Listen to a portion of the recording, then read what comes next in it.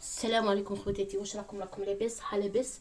اللهم صل وسلم على سيدنا محمد وعلى ال سيدنا محمد كما صليت على سيدنا ابراهيم وعلى ال سيدنا ابراهيم. بسم الله الرحمن الرحيم. شوفوا معي خواتاتي، انا راني جيتكم اليوم بحلوه الطبقات. هذه الحلوه توضع في الاعراس وكامل. شوفوا هذه المقادير: زوج حبات بيض، الكاس سمن،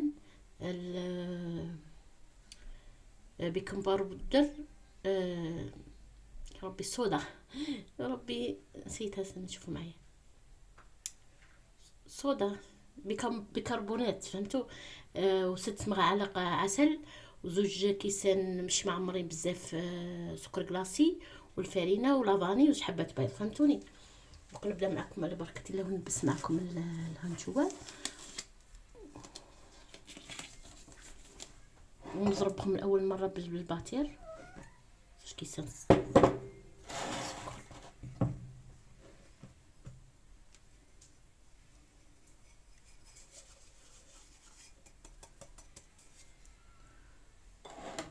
والزنزله كامل سنتر، الزبده،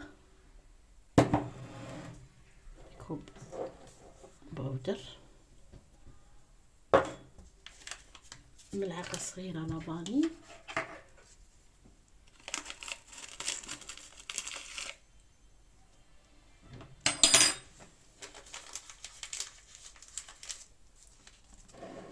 وست ملاعق عسل مخدوم انا عملته في البيت. 2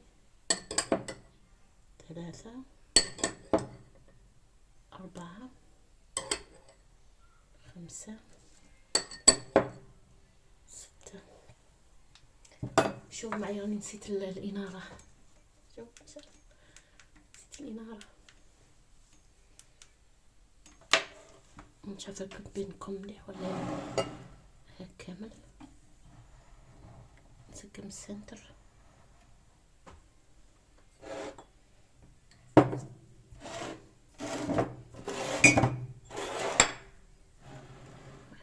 هذو كامل مقادير نضربهم في الباتير ونرجع لكم.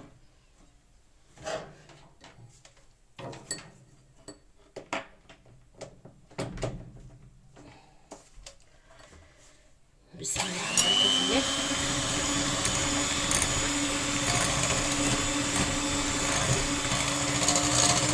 معايا هذه الطبقات، هذه الطبقات قديمة عندنا، هذه نديروها في الأعراس في الجزائر. هذه حلوة قديمة عندنا، فهمتوني؟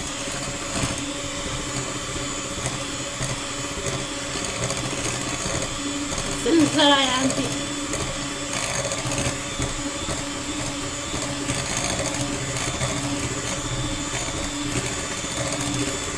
تقدري تخلطيها بيدك بهذا الشكل. نحصل على هذا القوام بهذا الشكل، وأضيف الفرينة بهذا الشكل.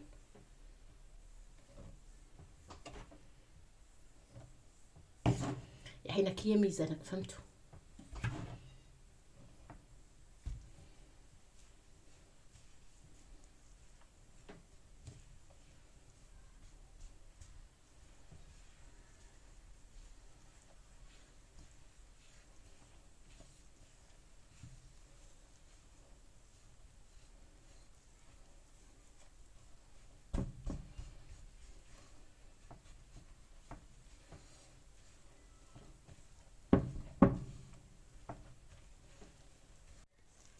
شوفوا معي خواتاتي هذا القوام تاعها بهذه الطريقة، بهذا الشكل.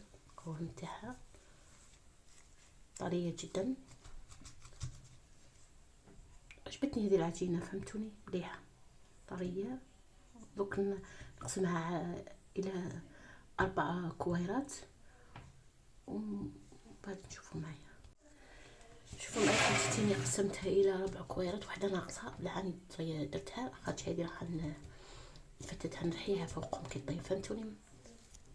شوفوا معي خواتاتي، هذه العجينه الاولى كي بسطتها بهذا الشكل على شكل مربع. تجيب هذا السمك حوالي 0.5 مليمتر، و جت بهذا الشكل وهي طرية. وراح نبسط العجينة الثانية والثالثة بهذا الشكل.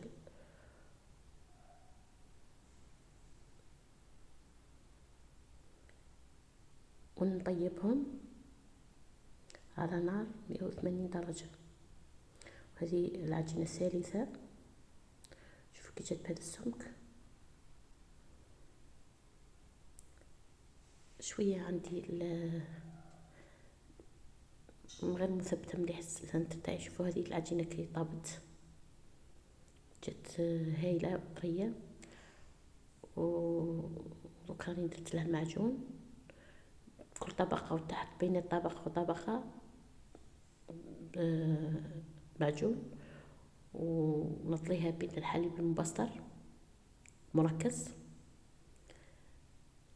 ونرحي الخبزة الرابعة ونرشو بها هذا الحلوى تاعنا.